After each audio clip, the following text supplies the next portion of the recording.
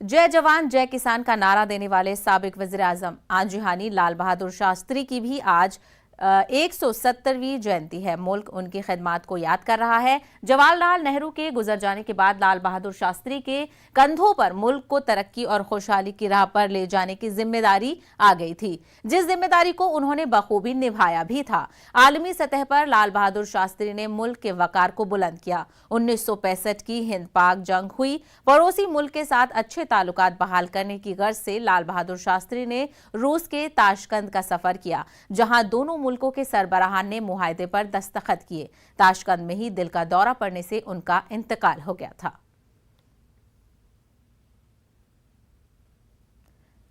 वहीं लाल बहादुर शास्त्री की यौम पैदाइश पर भी वज़ीर आज़म नरेंद्र मोदी ने उन्हें खराज अकीदत पेश किया है।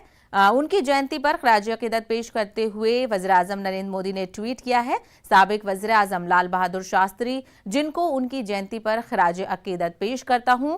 इक़्तिदार और उसूलों पर जिंदगी गुजारने वाले शास्त्री जी की जिंदगी अहले वतन को हमेशा तरगीब देती रहेगी। तो आज दो बड़े रहनुमाओं,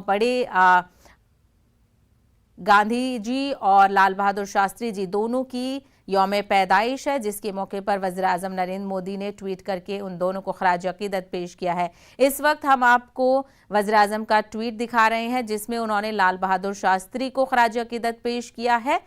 उन्होंने ट्वीट किया है कि साबिक वज़ीर आज़म लाल बहादुर शास्त्री जी को उनकी जयंती पर खराज अकीदत पेश कर रहा हूं। इक़्तिदार और उसूलों पर जिंदगी गुजारने वाले शास्त्री जी की जिंदगी अहले वतन को हमेशा तरगीब देती रहेगी।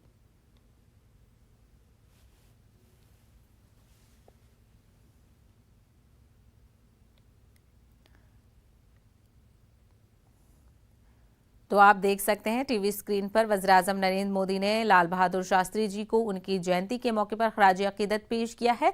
आज मुल्क लाल बहादुर शास्त्री की 117वीं जयंती मना रहा है। वज़ीर आज़म नरेंद्र मोदी का ट्वीट हम आपको टीवी स्क्रीन पर दिखा रहे हैं, जिसमें उन्होंने उन्हें खराज अकीदत पेश किया है और ट्वीट में लिखा है कि लाल बहादुर शास्त्री जी को उनकी जयंती पर खराज अकीदत पेश करता हूं।